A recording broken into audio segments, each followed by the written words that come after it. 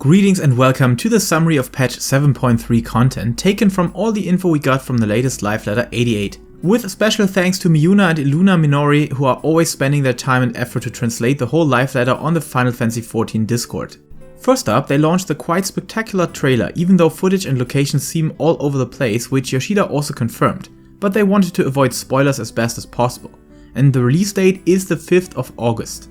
As this patch will conclude the 7.0 story, make sure to have the right amount of time available to complete it. However, the new trial will not be revealed until it's being released on patch day, so it might be connected, I guess. And as the fight will be slightly longer than usual, we will receive 2 totems per clear.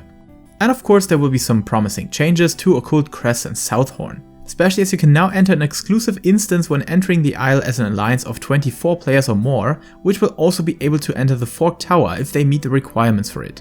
Above that, they would change the minimum number of players required to use Sanguine Ciphers to enter the Forked Tower from 16 to 24, and visibility for checking ciphers that have been offered and your own status are available now. Which of course includes changing the requirements of Sanguine Ciphers. A player must at least offer one to be selected for Forked Tower, and those who didn't are not selected. Also, the coffers found on special encounters like Persistent Pots and Happy Bunnies will be adjusted to always contain Enlightenment gold pieces or silver pieces.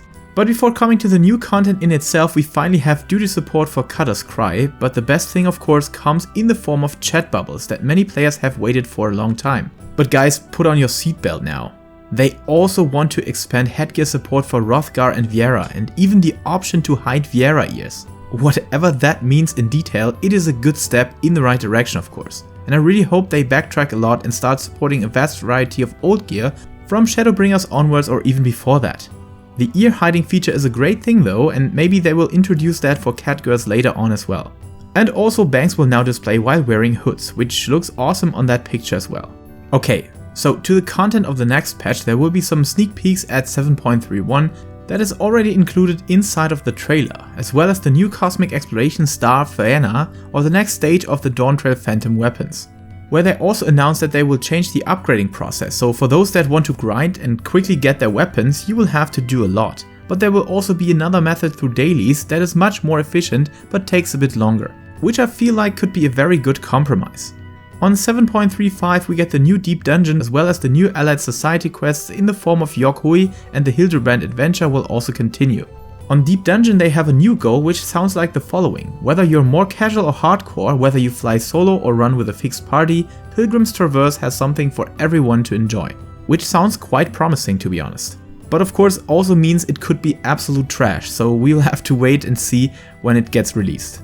For the Alliance raid, Yoshida showed us some footage for the new Sandoria the Second Walk Alliance raid. While I personally have started as Taru Taru in Windurst, I love that starting zone in Sandoria, so I immediately got some serious goosebumps hearing that Ronfaure theme on the intro cutscene.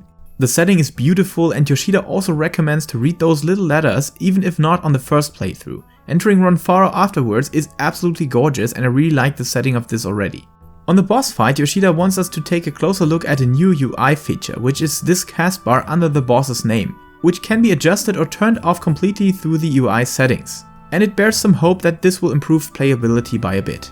Above that, as the Orchestrion roles have strong nostalgic value to some players, which I can absolutely confirm, they are adjusting the drop system for them in the form of special Alliance specific treasure coffers, not subject to the weekly reward limit, which means you can grind them hard.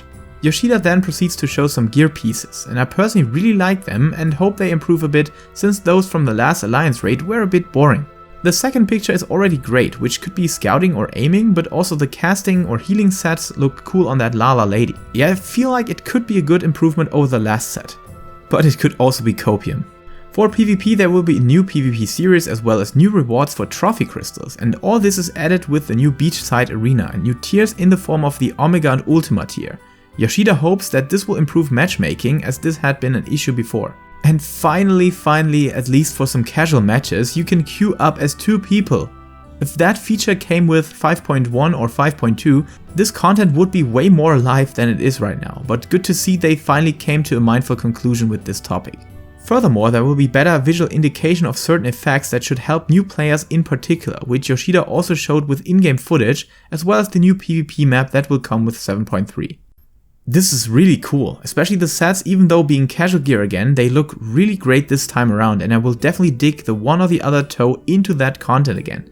I mean, we can finally queue up with friends for this content after more than 3 years now. And check out this awesome chest piece here, or the leg parts of this armor set.